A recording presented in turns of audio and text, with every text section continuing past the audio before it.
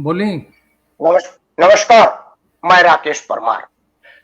मित्रों, आज मेरे लिए स्पेशली राकेश परमार बलिया निवासी के बड़ा ही सौभाग्य का बात है कि मेरे ही बलिया के एक लाल, जिन्होंने बलिया में जन्म लिया, 7 समुद्र पार अमेरिका में अपने दम पर अपना नाम और काम जमाए हुए हैं। आप हैं श्री ब्रजेश सिंह जी। अमेरिका के न्यू जर्सी में आप के एक शहर में मेयर पद का चुनाव लड़ रहे हैं डोनाल्ड ट्रंप के रिपब्लिकन पार्टी से। ये बहुत महत्वपूर्ण नहीं है, महत्वपूर्ण ये है कि आपने बलिया का नाम 7 समुद्र पार किया है। आप उसी श्रेणी में आते हैं जैसे अपने जमाने में 1857 में बाबू कुंवर सिंह से लेकर के मंगल पांडे ने अपने जमाने में किया, चित्तू पांडे ने किया, लोकनायक जयप्रकाश जी ने किया, श्रद्धेय चंद्रशेखर जी ने किया। अब ब्रजेश जी के बाद उनका छोटा भाई राकेश परमार भी इसी तरह से काम करेगा। आप सबको की शुभकामनाएं। हम सौभाग्य की उसमें है। बीच में इसके सिंह ना बोले, आपको मौका दिया जाएगा। सबसे पहले मैं चाहूंगा श्री ब्रजेश जी से कि ब्रजेश जी, बलिया से लेकर के अमेरिका की यात्रा के विषय में आप अपने विषय में 2 मिनट, खास तौर से बलिया के गांव के विषय में जरूर बताइएगा श्री ब्रजेश जी। नमस्कार मित्रों, मैं ब्रजेश सिंह बलिया से हूं और राकेश जी को सबसे पहले धन्यवाद देना चाहूँगा। ये बहुत ही अच्छा काम कर रहे हैं, अपने माध्यम से भारत की जनता को बताने की कोशिश करते हैं क्या सही है क्या गलत है। आप जैसे बुद्धिजीवियों के साथ बैठकर जो डिस्कशन करते हैं उसका आउटकम आज नहीं तो कल जरूर आएगा। जैसे चंद्रशेखर जी हमारे नेता थे, मैं उनका आजीवन फैन हूं और बहुत बड़ा मैं प्रशंसक हूं उनका। वही मेरे एकमात्र आदर्श नेता हैं आज के डेट में भी।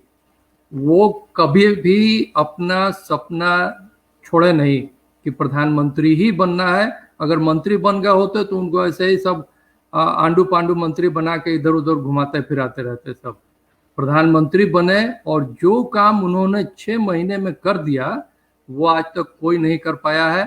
उसको छोड़िए, अभी मेरी कहानी सुनिए। मेरी कहानी बहुत संक्षिप्त है और आप जैसे लोगों से बहुत ही छोटी कहानी है मेरी जीवन परिचय। मैं बलिया में शहर में स्टेशन के पास ही धर्मशाला रोड पे मेरा घर है, सरस्वती मंदिर, और वो मेरे नाना जी लोग उधर रहते थे, डॉक्टर गुरुहरक सिंह, डॉक्टर गुरबिलास सिंह। और संयोग से हमारा पारिवारिक संबंध रहा है, नाना जी के पारिवारिक संबंध रहा है राकेश जी के पिताजी के साथ। तो ये सब हम लोग घरेलू आदमी ही हैं, कोई बड़ी बात नहीं है। मैं 86 में ही आ गया था अमेरिका अपनी पढ़ाई इंजीनियरिंग करने के बाद। फिर यहाँ आके और भी मैंने पढ़ाई की, MBA वगैरह किया यहाँ की यूनिवर्सिटी से। और मैं हमेशा से राजनीति में जाने की इच्छा रखता था। इंडिया में भी बहुत कोशिश करता था, इधर उधर रैलियों में चंद्रशेखर जी के लिए रैली ऑर्गेनाइज करना और अपने आप को जन सेवा में लगाना, यही मेरा उद्देश्य था। और उसी उद्देश्य से मैं यहाँ आया। जब यहाँ आया तो यहाँ पर 2 पार्टियां मुझे मुख्य रूप से दिखाई दी, और वही 2 पार्टियां ही हैं मेनली यहाँ अमेरिका में, रिपब्लिकन पार्टी और डेमोक्रेटिक पार्टी। तो जो डेमोक्रेटिक पार्टी है उसका सिद्धांत हमारे सिद्धांतों से मैच नहीं खाया, तो मैंने रिपब्लिकन पार्टी ज्वाइन किया। डेमोक्रेटिक पार्टी का मुख्य सिद्धांत है सोशलिज्म, सोशलिस्ट पार्टी की विचारधारा है उन सबों की, समाजवादी, जो मेरे ख्याल से बहुत ही घटिया विचारधारा होती है किसी भी देश को चलाने के लिए। मैं अभी आप निर्मल भैया, आप बस हंसते जाइए, मौज करते जाइए, मैं बता रहा हूँ। तो रिपब्लिकन पार्टी में ये है कि ये सब जो है आपको मदद करते हैं कि प्रजातंत्र को खुशहाल रखने के लिए गरीबों की मदद की जाती है कि आज तुमको मैं 1 रुपया दे रहा हूं, कल वो बताऊंगा कि 1 रुपया कैसे कमाया जाता है, तो तुम उसको कमाओ और उसका लाभ उठाओ और आगे बढ़ो। डेमोक्रेटिक पार्टी में, सोशलिज्म में क्या होता है, अरे राकेश भाई कहाँ है, परेशान बड़ा, हम तरक देते हैं 1 रुपया, ला 5 रुपया, ला 1 रुपया का लो, 5 रुपया ला, मौज करो, वोट देते रहिए, हमारा क्या 2-4 गो चला बोला। जैसे मुलायमा बड़न सा अभी इंडिया में, यूपी में अखिलेश वगैरह जितना मायावती वगैरह टाइप के। और ये हमारी विचारधारा है, आप लोगों की अपनी विचारधारा होगी। जैसे कांग्रेस वाला भी बड़ा से ये कुल काम कर लो साहब, समाज को बांटने का काम कांग्रेस करती है और जितने तथा कथित समाजवादी पार्टी वाले हैं। तो निर्मल भैया आप दुखी मत होइए, ये हार्ड फैक्ट है। वो जो फीडबैक लेकर आदमी आगे बढ़ सकता है, मैं उसमें विश्वास करता हूं। आप मेरी गलत बातों को जो आपको लगे वो बताइएगा, तो मैं उससे सीखूंगा, उससे बुरा नहीं मैं मानूंगा। तो यहाँ पर जो चुनावी प्रक्रिया है उसको मैं तुरंत आ जाता हूँ। अगर आप लोगों को आई थिंक मेरे बारे में पूरी जानकारी हो गई होगी। और यहाँ आने के बाद फिर 89 में वापस मैं इंडिया गया और शादी किया। आज के डेट में मेरे पास 3 बच्चे हैं, एक लड़का, फिर लड़की, फिर एक लड़का। और तीनों के तीनों बहुत अच्छा कर रहे हैं भगवान की कृपा से और आप लोगों के स्नेह से।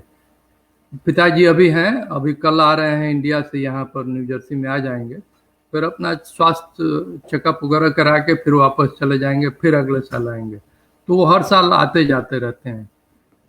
तो रही बात यहाँ की चुनावी प्रक्रिया की, तो मेनली यहाँ पर 2 पार्टियां हैं, डेमोक्रेटिक पार्टी और रिपब्लिकन पार्टी। यहाँ पर चुनाव हर साल होते हैं, हर साल। उसका एक डेट फिक्स है, उसको कहते हैं इलेक्शन डे। और वो डे भी फिक्स है जो नवंबर के पहले मंगलवार को होता है। और उससे पहले वो जो नवंबर के पहले मंगलवार को जो चुनाव होता है, जनता वोट देने जाती है, उस दिन वो अपने फाइनल के हर पार्टी के, हर जिले से, पार्टी से या जहां भी चुनाव हो रहे हैं, वो फाइनल कैंडिडेट रहेंगे वो जनरल इलेक्शन में। और वहीं से फिर निर्धारित होता है कि कौन मेयर, गवर्नर और प्रेसिडेंट बनना है। उससे पहले जो होता है प्राइमरी इलेक्शन, वो हर स्टेट का, यहाँ 50 स्टेट्स हैं, सबका अलग अलग डेट होता है। लेकिन नवंबर से पहले 2 महीना पहले वो भी प्राइमरी इलेक्शन हो जाना चाहिए। प्राइमरी इलेक्शन इसलिए होता है कि अगर किसी एक पार्टी से या दोनों पार्टी, किसी भी पार्टी में एक से ज्यादा उम्मीदवार हो सेम पद के लिए, तो पार्टी ये बोलती है कि भाई ठीक है, यहाँ पर राहुल गांधी टिकट नहीं देने वाले, या मुलायम से टिकट नहीं देंगे, मायावती से टिकट नहीं खरीदना है हमको, आप जाइए अपने जो पार्टी के मेंबर्स हैं उनके पास जाइए और अपना सफाई दीजिए कि आप क्या कर सकते हैं, आप क्या करिएगा। तो आपको पार्टी के मेंबर ही सेलेक्ट करेंगे और फिर आप वो कैंडिडेट बन जाइएगा। तो न्यू जर्सी में वो होता है जून के प्रथम मंगलवार को हर साल, अगर चुनाव हुए तो। हमारे ख्याल से सबको सुनाई दे रहा होगा। 1 मिनट इंटरप्ट कर रहा हूँ राकेश जी। आपने जो फेसबुक पे जो टॉस किया है वो आपकी सेटिंग प्राइवेट है, पब्लिक नहीं है, फ्रेंड्स ओनली है, इसलिए इसलिए सभी इसको नहीं देख पा रहे इस वीडियो को। उसका सेटिंग बदल के उसको पब्लिक कर दीजिए। तो वो आप अपने प्रोफाइल पे जाइए। अरे तो कुछ लोग शेयर किए और देखिए मैंने भी किया है, लेकिन वहां फ्रेंड्स ओनली है। नहीं, शेयर नहीं, मैं देख लेता हूँ, लेकिन है सबके लिए, कई लोगों ने किया तो है। मेरे ख्याल से भी शेयर किया है, अपनी पब्लिक है। देखता हूँ फिर से, नहीं फ्रेंड्स लिखा हुआ है, क्योंकि पब्लिक है। कई लोगों ने शेयर किया मेरे साथ साथ, मैंने भी शेयर हो चुके हैं अभी तक। ये सभी आपके मित्र हैं, जो मित्र नहीं है वो नहीं देख पा रहे हैं। अच्छा, आप जो नहीं, मित्र नहीं है। अच्छा, तो मैं अपने कहाँ पे जाऊँ? आपके इसी पे जाऊँ? आपके नाम के ठीक नीचे फ्रेंड्स लिखा हुआ है, वहां पे क्लिक कीजिए। हाँ, फ्रेंड्स क्लिक कर दिया। या तो फिर वो सारे फ्रेंड्सों का नाम आ गया। या तो फिर जो साइड में जो 3 डॉट है वो 3 डॉट पे क्लिक कीजिए। अपने वीडियो पे जाइए, मैं थोड़ा समझा देता हूँ। हाँ, अच्छा, मैं वीडियो पे हूँ। ठीक है, एक मिनट, मैं वीडियो पे जाता हूँ जिस वीडियो पर वो चल रहा है। हाँ, उस वीडियो के साइड में 3 डॉट होंगे, उसको क्लिक कीजिए। अच्छा, उस वीडियो के साइड में 3 डॉट होंगे। हाँ, एक मिनट। उसमें देखिए आपका फ्रेंड्स किया हुआ है, तो फ्रेंड्स से बदल के पब्लिक कर दीजिए उसको। इसमें तो कॉपी टर्न रिपोर्ट यही दिखा रहा है और कुछ दिखा ही नहीं रहा है। इसमें दिखा रहा है कॉपी, जो डॉट लगा हुआ है ना उसमें यही दिखा रहा है टर्न्स ऑफ नोटिफिकेशन पोस्ट, और कुछ दिखा नहीं रहा है मेरे में। या तो मैं बेवकूफ आदमी, मेरे हाँ एक मिनट यहाँ आ गया सी फ्रेंडशिप। हाँ, एडिट प्राइवेसी लिखा होगा। हाँ एडिट प्राइवेसी, उस पे क्लिक कीजिए, एडिट प्राइवेसी पे क्लिक कीजिए। हाँ मैं जा रहा हूँ, एक मिनट पोस्ट। अब देखिए हो गया, देखिए तो जरा। हाँ, एडिट प्राइवेसी पे क्लिक करने के बाद पब्लिक पे क्लिक कीजिए। हाँ हो गया। देखिए जरा, आप देखिए जरा। अब मैं देख रहा हूँ, अभी भी इसमें फ्रेंड्स ही आ रहा है, लेकिन मैं एक बार पेज रिफ्रेश कर लेता हूँ। हाँ। मेरे को भी हुआ नहीं है वैसे, रिफ्रेश करने पर भी मेरे को भी हुआ नहीं है। नहीं, यहाँ पर अभी भी फ्रेंड्स ही आ रहा है। एक मिनट एक सीधा सा मैं आपको अगर आप अपने वीडियो जहां आपने टॉस किया है वहीं पर जाकर अगर आप उसे करेंगे, उसी से कर रहा हूँ, वहीं से कर रहा हूँ मैं। वो राइट हैंड पे ना 3 डॉट होंगे, जहां वीडियो चल रहा है उसके राइट हैंड में 3 डॉट होंगे। वो 3 डॉट दबाने पर हमारे में कुछ, अच्छा मैं अपने में आऊँ, राकेश सिंह परमार के फेसबुक पर आऊँ ना। हाँ, इसमें तो जहाँ टॉस किया वहीं ना आना पड़ेगा। हाँ आगे आप। अब एक मिनट ब्रजेश जी, आप बोलिए, मैं बाहर निकल रहा हूँ, दोबारा आता हूँ। ब्रजेश जी आप अपना बात रखना शुरू करें। ब्रजेश जी आप बोलिए, आप अपना बात रखिए, मुझे बाहर निकलना पड़ेगा। आप अपना बात रखिए, मैं बाहर निकल रहा हूँ, दोबारा आऊंगा। हाँ आप जाइए। अभी तक मैं जो बोला हूँ उस पे किसी का कोई क्वेश्चन कमेंट? आप अपना बात।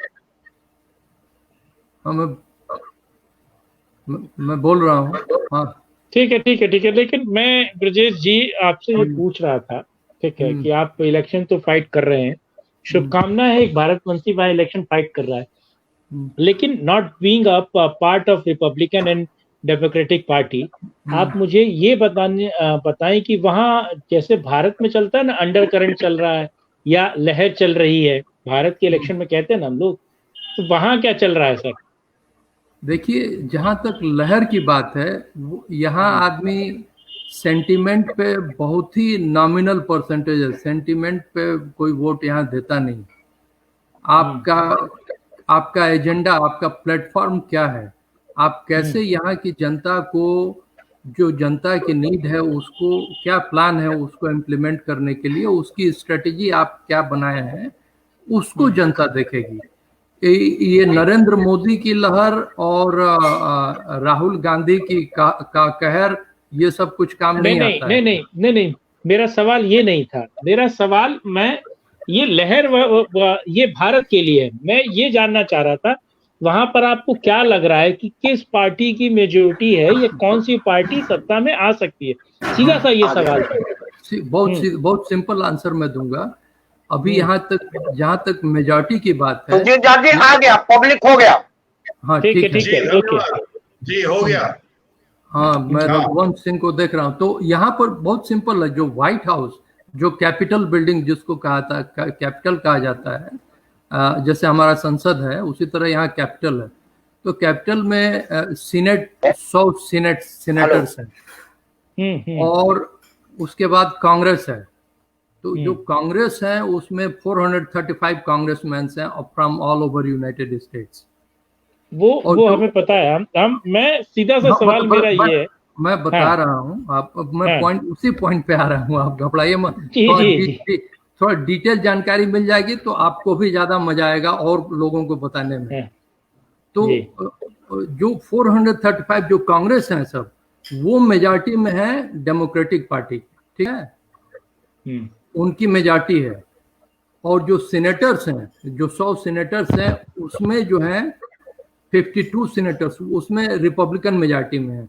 अब रही बात लहर की, जो आप जानना चाहते हैं कि कौन जीतेगा, ये आप जानना चाहते हैं फाइनली। तो जो मीडिया है यहाँ का, मीडिया को आप लोग देख के यही सोच रहे होंगे कि जो बाइडेन जीत रहा है या कमला हैरिस। मीडिया पे बात नहीं कर रहे हैं हम। नहीं, मीडिया पे तो बात ही नहीं कर रहे। हमें पता है कि CNN और फॉक्स किस तरीके से कर रहा है। मैं आपकी राय जानना चाह रहा था। तो हमें पता है CNN और फॉक्स क्या करता है, वो हमें पता है। हाँ, मेरी राय और मेरा मानना यही है कि ट्रंप ही जीतेगा एज प्रेसिडेंट। सुजीत जी। जी ब्रजेश जी प्रणाम। और आपको आपने अभी तक जो कहा उसके आधार पे मेरे मन में दो प्रश्न आ रहे हैं। पहला प्रश्न तो ये है, और ये मैं कई बार सोशल मीडिया और अन्य जगहों पर भी लिख चुका हूँ, वो ये है कि भारतीय जब तक भारत में रहते हैं तो उनकी एक ऐसी सोच रहती है कि यूएस में जो चुनाव हो रहा है उसमें अगर रिपब्लिकन्स जीत जाते हैं तो भारत के हित में होगा, और डेमोक्रेट्स अगर जीतते हैं तो थोड़ा सा मतलब थोड़ी आनाकानी होगी, थोड़ी ज्यादा पाकिस्तान परस्ती होगी वहां से। और ये इस सोच की वजह से इस देश में रिपब्लिकन के प्रति समर्थन होता है। लेकिन जैसे ही कोई भारतीय यूएस चला जाता है तो वहां एक ऐसी अवधारणा है कि रिपब्लिकन लोग श्याम वर्ण के लोगों को पसंद नहीं करते, केवल गोरों को पसंद करते हैं। और इसलिए वहां जाने के बाद कई भारतीय जो हैं वो डेमोक्रेट्स के साथ शामिल हो जाते हैं, उनके साथ जुड़ जाते हैं, रिपब्लिकन्स के साथ नहीं जुड़ते। तो क्या ये जो अवधारणा है सही है कि रिपब्लिकन गोरों की पार्टी है और जो रंग भेद में विश्वास करती है? ये जो आपने अभी ये बात कही है, गोरों की पार्टी रिपब्लिकन और दूसरी पार्टी डेमोक्रेट, ऐसा यहाँ पर कुछ नहीं है। और जो लोग यहाँ भारतीय हैं और उच्च पदों के लिए उम्मीदवार हैं वो सब रिपब्लिकन पार्टी से ही हैं ज्यादातर। 100 में से 90% रिपब्लिकन पार्टी के उम्मीदवार हैं, पहली बात। दूसरी बात यह है कि जो लोग वहां से यहाँ आते हैं इंडिया से, तो एक डेमोक्रेटिक कंट्री से आने के बाद यहाँ देखते हैं कि वो तो हमारे पास दो ही चॉइस है, एक डेमोक्रेटिक पार्टी है और दूसरी रिपब्लिकन पार्टी। तो हम डेमोक्रेटिक कंट्री से आए हैं तो चलिए डेमोक्रेटिक पार्टी ज्वाइन कर लेते हैं, पहली बात।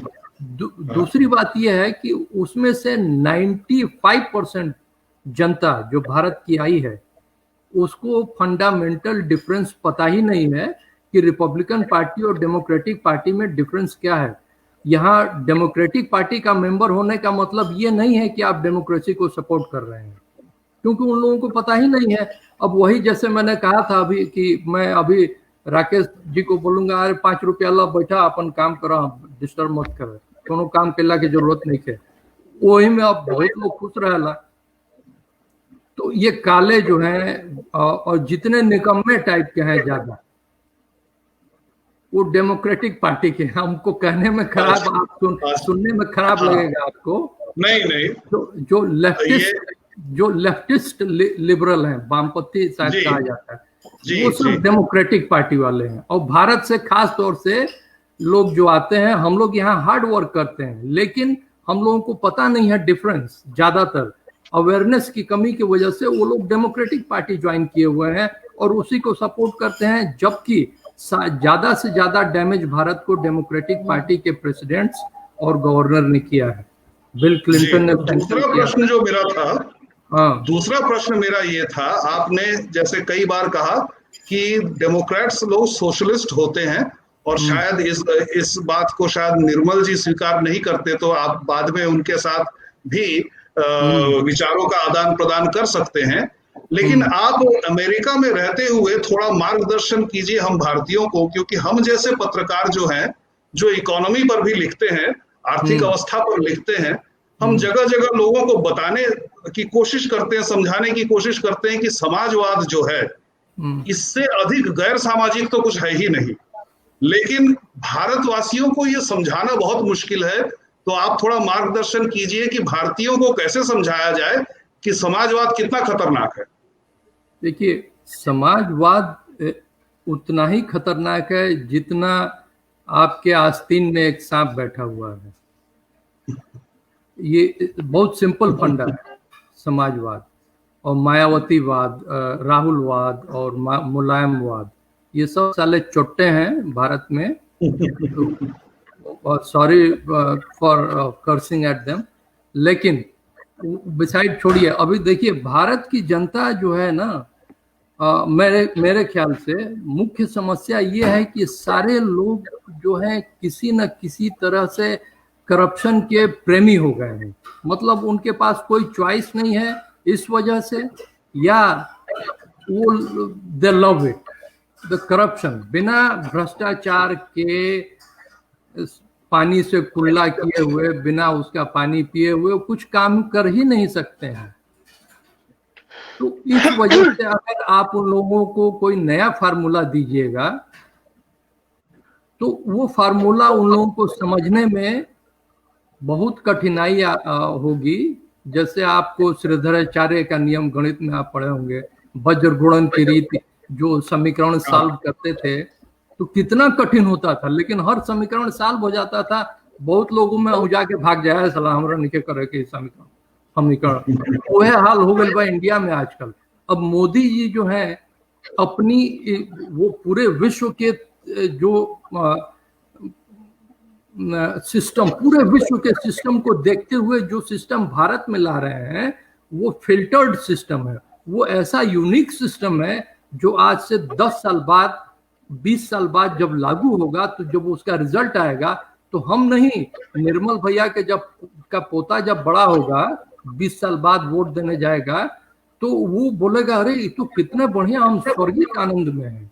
लेकिन अब वही बात निर्मल भैया को बताई जा रही है तो बोल ना ना तो बिल्कुल गलत बात सलत बात मत करो, हई जोन बा वह चलत अभी। तो ये रहा। और दूसरी बात ये रही जो इकोनॉमी पर आप लिखते हैं, ये बहुत अच्छी बात है, लेकिन हमारे ख्याल से भारत के लोगों को ये समझना पड़ेगा सबसे पहले कि इकोनॉमी कितने प्रकार की होती है, कौन सी इकोनॉमी किस देश में कैसे काम करती है, उसको कैसे इम्प्लीमेंट किया जाएगा। उसका आपका जो फाइनेंस मिनिस्टर है या प्रधानमंत्री है वो कैसे उसको लागू करवाएगा। हम बीच में, और ज्यादा मैं नहीं बोलूंगा, वो चंद्रशेखर जी जब प्रधानमंत्री थे तो बेस्ट तरीके से जो अपनी इकोनॉमिक पॉलिसी को इम्प्लीमेंट करवाए थे यशवंत सिन्हा जी के साथ और सुब्रमण्यम स्वामी के साथ मिलकर, उसी का रिजल्ट है कि आज सारे लोग मौज कर रहे हैं। जो नरसिम्हा राव जी ने स्टार्ट किया था और वो सारे लोग उसको फॉलो कर रहे हैं अपने अपने मॉडर्नाइज वे में। मनमोहन सिंह को उन्होंने ही हायर किया था कि भाई हमारे फाइनेंशियल एडवाइजर बन जाइए, ये भारत की बहुत कम जनता जानती है। तो उसको छोड़िए, तो अगर आप इकोनॉमी पर अभी कोई क्वेश्चन है तो वो तीनों चारों प्रकार की इकोनॉमी पर भी मैं थोड़ा बहुत बोल सकता हूँ। ब्रजेश जी, कुछ लोगों ने, जो मेरे दर्शक हैं, उन्होंने कुछ प्रश्न किया, मैं चाहता हूँ एक एक लाइन में उसको एड्रेस करें। सबसे पहले मिथिलेश कुमार चौहान ने आपको बोला है कि बहुत बहुत बधाई हो, तो ये क्वेश्चन नहीं है। एक क्वेश्चन है कुंवर रघुवंश सिंह सेंगर का। कुंवर रघुवंश सिंह सेंगर एक युवा नेता है, हमारे बलिया जिला के रसड़ा के रहने वाले हैं और दिल्ली में रहते हैं, और हर उस मंच पर होते हैं जहां पर समाज का अच्छा काम किया जा सकता है। आप भारतीय जनता पार्टी से एसोसिएट भी हैं और हम लोगों के दुलारे भी हैं। आपने कहा है कि सत्य कहा भैया आपने, भारत में वोट के लिए नोट के साथ साथ समर्थक का होना, समर्थकों के झोले में पेट्रोल डीजल जलपान ठहरने की व्यवस्था के साथ साथ रोज 1000 रुपया भी देना होता है चुनाव लड़ने के लिए। तो क्या अमेरिका में भी ये होता है क्या कि जो आपके फॉलोअर्स आपके साथ हो उनका जहान सहन जलपान नाज, क्योंकि निर्मल भैया अभी चुनाव लड़े हैं दिल्ली में, इनको इस बात का बहुत निजी अनुभव है, तो क्या अमेरिका में भी ऐसा होता है क्या? पहली बात कुंवर जी, स्वागत है आपका, आपको मैंने एक्सेप्ट कर लिया है अपने फेसबुक में। और ये जो बात अभी पेट्रोल डीजल जलपान जो है वो करने की बात कहे हैं, अमेरिका में ये सब नहीं होता है। यहाँ तो जो हमारे समर्थक है वही अपना पैसा लेके आते हैं, अरे ब्रजेश टेक $1 लो, कुछ पैसे की कमी है तो ले लो, हम क्यों मांगे होंगे नहीं ना अनाज, तो कोनो फंड रेजिंग कर ले बने एजा कुल पकड़ा जाई। इलेक्शन कमीशन जो बा, सुना था ना हमारा आवाज कि नहीं सुना? ना बिल्कुल सुना था, बिल्कुल सुना था। तो एजा जोन बा इलेक्शन कमीशन जोन बा हर प्रत्याशी के हर हफ्ता में 15 दिन बाद एगो डेट, वो फिक्स डेट बा, वो डेट पर अपन फाइनेंशियल रिपोर्ट देवे पड़ी। तो अभी हम एजा हमरा लगे देखिए ये इलेक्शन कमीशन का ये लेटर आया है, ये कितना हमारे फाइनेंस का सब आता है। तो ये सारा डिटेल हमको देना पड़ता है, ये पैसा हमारे पास कहाँ से आया, हम कहाँ से खर्चा कर रहे हैं, क्या कर रहे हैं। तो कुंवर जी वो सब आपकी बात जो पूछ रहे हैं, यहाँ कुछ नहीं होता है। और हाँ, अपनी खुशी है, कोई अपना हमारा समर्थक है, एक स्टॉल लगा के जो लोग आने वाले हैं चाय पिलाना चाहता है तो पिलाए, कोई बात नहीं बस। और दूसरा एक रणधीर सिंह, एक मिनट मैं प्रश्न पूछ रहा हूं सब लोगों का, एक एक लाइन का, उसके बाद आप श्रीकांत जी एक मिनट प्लीज। रणधीर सिंह नन्हे हैं हमारे से, भारतीय जनता पार्टी के चुनाव लड़ रहे हैं, वैसे मेरे भतीजा लगते हैं। आपने आपको कलाम बोला है और बोल रहा है कि आप जैसे लोगों का मार्गदर्शन मिल रहा है, ये मेरे लिए बहुत सौभाग्य की बात है। रणधीर, ये प्रेम नारायण द्विवेदी जी हैं, आप फौज के रिटायर्ड अधिकारी हैं और नागपुर में रहते हैं, संघ मुख्यालय के बगल में, शाहजनवा के रहने वाले हैं। आपने ब्रजेश जी को हार्दिक धन्यवाद और शुभकामना भेजा है, ये प्रेम नारायण द्विवेदी जी का है। Thank you Dwivedi ji. प्रेम सिंह और है मलट्रिया के हूँ ससुराल वाला। अच्छा एक प्रेम प्रताप सिंह है, ढेर बोलब तो धर्म पत्नी बगल में बैठल बड़ी लगियन मारे तो हम बिल्कुल पिटाई लिखी 4 जनता के सामने। एक प्रेम प्रताप सिंह है, आप आपके गांव के विधायक सुरेंद्र सिंह जो है आजकल जो क्षत्रिय पर बहुत ज्यादा कर रहे हैं, उनके भाई लगते हैं। दिल्ली में ये दिल्ली किसान सेल के दिल्ली प्रदेश के उपाध्यक्ष बने हैं और बहुत सामाजिक आदमी है। डॉक्टर कृष्ण कुमार सिंह जी हैं, मेरे मित्र हैं, बक्सर का रहने वाले हैं, वो आपको शुभकामना दे रहे हैं। रघुवंश सिंह सेंगर ने कहा कि यहाँ तो बहुत ज्यादा गड़बड़ होती है तो हम लोग नोटा दबा देते हैं। बलिया फाउंडेशन है, ये आप वीरेंद्र सिंह बस के बहुत नजदीक आदमी है। आपने बोला है कि I fully agree with Brajesh ji USA. ये लोगों का प्रश्न है। अब एक मेरा प्रश्न है, उसके बाद कुमार श्रीकांत जी से चाहूंगा। हाँ बोलिए। मतलब आप भारत में सुंदर पिचाई अमेरिका गया, नडाल गया, इंदिरा नूरी गई, इन सब लोगों के जाने के बाद ब्रजेश सिंह गए। ऐसा क्या ब्रजेश को दिल्ली में, बलिया में, उत्तर प्रदेश में लगा कि उनको लगा कि मेरी प्रतिभा, पढ़े आप दिल्ली बलिया में, भारत सरकार के खर्चा आप पर खर्चा हुआ, भारत के स्कूलों में पढ़े, हमारे करदाताओं के पैसे से पढ़े, बड़े इंजीनियर डॉक्टर लोग बनते हैं और जाके अमेरिका लंदन में चले जाते हैं। ये जड़ बताइए ताकि हमारे लोगों को वो समझने का मौका मिले कि भाई क्यों ब्रजेश जी को वहां जाना पड़ा, क्यों वो बलिया में नहीं रहे। इस विषय बताइए, ये मूल प्रश्न है मेरा। अगर आप मार्गदर्शन दें ताकि हमारे आगे वाली पीढ़ी उस चीज से अवॉइड करे जिस वजह से आपको अमेरिका जाना पड़ा। पहली बात यही है कि वहां पर आरक्षण की जो कुविधा है, आरक्षण, जाति और इम्बैलेंस इन सोसाइटी। दूसरी बात जो जब हम लोग 86 सुविधा है कि कुविधा है? नहीं, सुविधा और कुविधा हम कहनी है, सुविधा ना कुविधा, खराब जो सिस्टम है उस पर मैंने कहा था।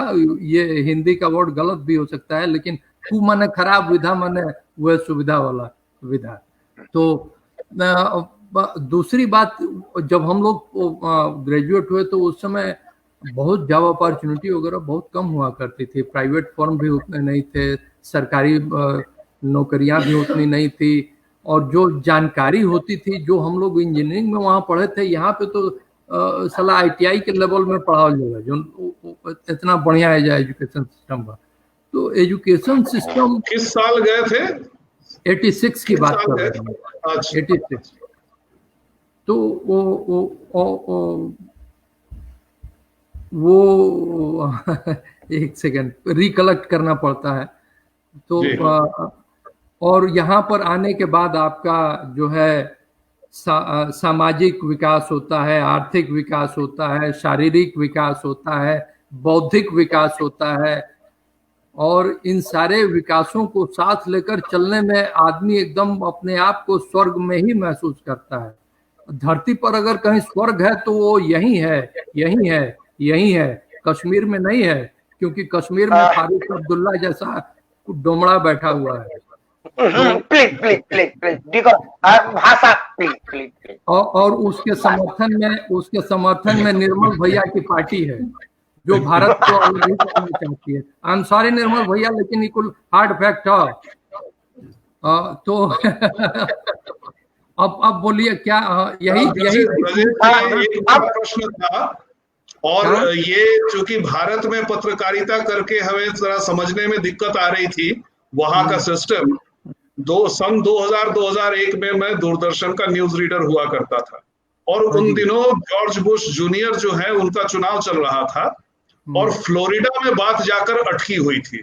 क्योंकि एक बार आपको याद होगा 2000 का चुनाव, तो कई बार क्या हो रहा था कि कभी जॉर्ज बुश आगे चल रहे हैं, कभी पीछे चल रहे हैं। और अभी जो 4 साल पहले जो डोनाल्ड ट्रंप का चुनाव हुआ उसमें भी हमने सुना, अभी तो खैर उसके बाद काफी अध्ययन किया, आज के दिन में, उस समय जो नहीं था, लोग विकिपीडिया में भी पढ़ सकते हैं कि इलेक्टोरल कॉलेज किसको कहते हैं। तो लेकिन अगर आप जो है स्क्रीन पे समझाएं तो शायद वो एक बेहतर लोगों को समझ में आएगा कि यहाँ की चुनाव पद्धति और वहां की चुनाव पद्धति में अंतर क्या है। हाँ, तो वहां तक तो मैं अभी पहुंचा ही नहीं, मैं जा रहा था तब तक जो है श्रीकांत जी और आप जो है प्रश्नों की बौछार कर दिए और आम जनता का भी हो गया, तो मैं थोड़ा सा इधर उधर हो गया। ये आपका क्वेश्चन बहुत ही शानदार है। वो जो क्लिंटन के जमाने में वाइस प्रेसिडेंट हुआ करते थे, डेव अल्बर्ट या क्या नाम था, एल गोर। हाँ, एल गोर। हाँ, तो अल्बर्ट गोर जो थे वो बहुत ही अच्छे लीडर थे और उनके जीतने की पूरी संभावना थी। और संभावना क्या, वो अगर फ्लोरिडा नहीं इन्वॉल्व हुआ होता तो वो बाजी मार ले गया होता। तो अब मैं आ रहा हूं, आपका मुख्य प्रश्न जो है इलेक्टोरल कॉलेज क्या रोल निभाता है इस पूरे इलेक्शन प्रोसेस में। तो जो मैं बताया, हर साल जो अमेरिका में इलेक्शन होता है, प्राइमरी की बात में बता दिया, कैंडिडेट कैसे सेलेक्ट होता है किसी पार्टी से, ये भी बता दिया, और वो फाइनल जो कैंडिडेट डिसाइड होता है प्राइमरी इलेक्शन के बाद, वो नवंबर में उसको जनता चुनती है। तो अब ये जो ये इलेक्टोरल कॉलेज वोट्स हैं वो खाली प्रेसिडेंशियल इलेक्शन में ही वैल्यू रखते हैं, उनकी और किसी गवर्नर के इलेक्शन में, मेयर के इलेक्शन में, काउंसिल के इलेक्शन में, इस बोर्ड ऑफ एजुकेशन में कोई मायने नहीं रखता है, कोई वैल्यू नहीं है, and they don't bother with it. तो वो ऐसा होता है कि यहाँ अमेरिका में 50 स्टेट हैं। बहुत लोगों से आप लोगों ने सुना होगा कि 52 स्टेट हैं, लेकिन वो गलत है। यहाँ 50 स्टेट हैं, हर स्टेट से 2 सीनेटर्स इलेक्ट होते हैं, हर स्टेट से 100 सीनेटर्स होते हैं। और हर स्टेट में पॉपुलेशन के हिसाब से, एरिया के हिसाब से ये डिसाइड किया जाता है कि किसमें कितना इलेक्टोरल कॉलेजिएट वोट्स रहेंगे। तो अभी जैसे हमारे पास स्क्रीन पता नहीं शेयर, हाँ रुकिए, मैं स्क्रीन शेयर करने की कोशिश कर रहा हूं, अगर हो सके तो आप लोग देख लीजिए शेयर स्क्रीन। इसमें गड़बड़ भी हो सकता है, लेकिन ट्राई करता हूं। बाहर का कोई आइटम इसमें स्क्रीन पर शेयर नहीं होगा, स्क्रीन वर्ड का लिखा ही होगा। अगर आप कहीं और से उठा के करें तो नहीं होगा, कॉपी करके पेस्ट कर सकते हैं, ऐसे नहीं आ वो कमेंट। फिर आप राकेश जी को भेज दीजिए, राकेश जी कर सकते हैं स्क्रीन शेयर। हाँ, वो भेजेंगे तो मैं कर सकता हूँ, जो संचालन कर रहे हैं वो कर सकते हैं। नहीं हो पाएगा, स्क्रीन शेयर नहीं होगा, सिर्फ क्वेश्चन आंसर कमेंट आ सकता है, स्काइप में होता है वो। इसमें नहीं होगा, ब्रजेश जी नहीं होगा, टाइम खराब करने की जरूरत नहीं। अच्छा, आप प्रश्न का उत्तर दीजिए, होगा नहीं वो इसमें, वो मौखिक ही बता दीजिए, मौखिक बता दीजिए। हाँ, तो हर स्टेट में जो है यहाँ पर जो इलेक्टोरल कॉलेज है उसके हर स्टेट में वोटर्स का नंबर होता है। जैसे न्यू जर्सी में 14 इलेक्टोरल कॉलेज वोट्स की वैल्यू है। सबसे ज्यादा कैलिफोर्निया में, सब लोग हमारा फोटो देख रहे हैं ना, कि नहीं देख रहे हैं? जी सब देख रहे हैं, सब देख रहे हैं।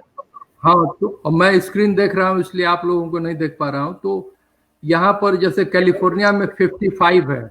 और अब एल गोर वाली बात पे मैं आ रहा हूँ, सुरजीत जी एक सेकंड रुकिएगा।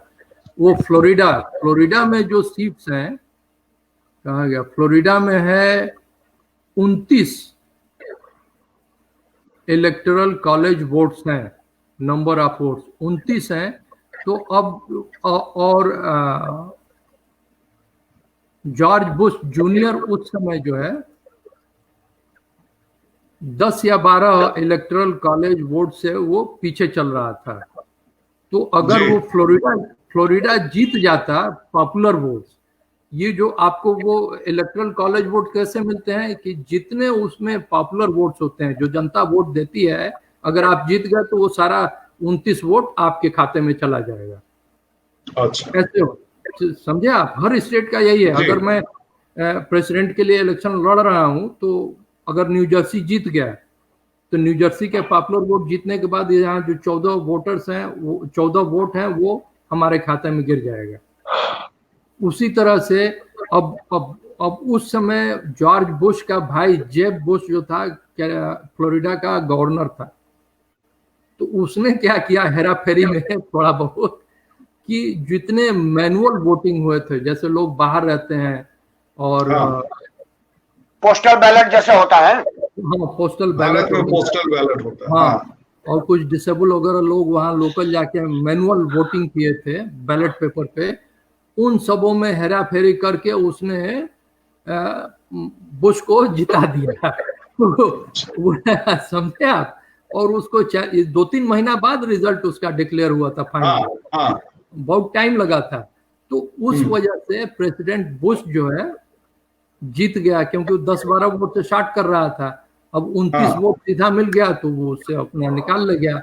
उसी तरह से जो 4 साल पहले हुआ वो उसका समझाइए। जो 4 साल पहले हुआ उसमें रिपोर्टें ऐसी आ रही थी कि फला वोट में ट्रंप आगे है, लेकिन फला वोट में हिलरी क्लिंटन आगे है। वही मैं बता रहा हूँ। अभी हिलरी और ट्रंप में जो हुआ था, तो हुआ ये कि हिलरी जो है, जितने पॉपुलर वोट थे,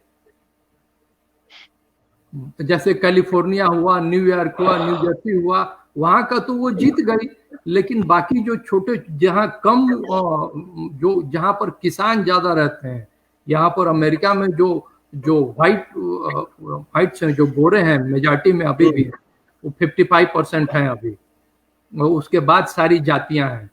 तो जो हार्ड गोरे हैं वो एकदम डिसाइड कर लिए थे कि हमको ट्रंप को ही जिताना है। तो वो north Dakota, south Dakota, Pennsylvania, Michigan, ये जो अभी तक तो बहुत सारी जनता भारत में New York, new Jersey, Florida, California, यही 4-5 ज्यादा 10 स्टेट, वाशिंगटन, लॉस एंजल्स, ये सब, हाँ 10 लॉस एंजल्स जिला है। तो खैर ये लोग जो है वो 10-12 स्टेट का नाम जानते होंगे और 5-6 जिलों का नाम। हाँ। लेकिन जो बाकी 40-50 बचे हैं वो तो कोई जानता नहीं है। और ट्रंप क्या कर रहा था, उन्हीं एरिया में फोकस मार रहा था। तो उन लोगों ने उसको वोट दिया, तो सारे वोट जब कलेक्ट हुए, कॉलेजिएट वोट, तो ट्रंप बाजी मार ले गया उसमें, और हिलरी पॉपुलर वोट लेने के बाद भी हार गए। ये होता है।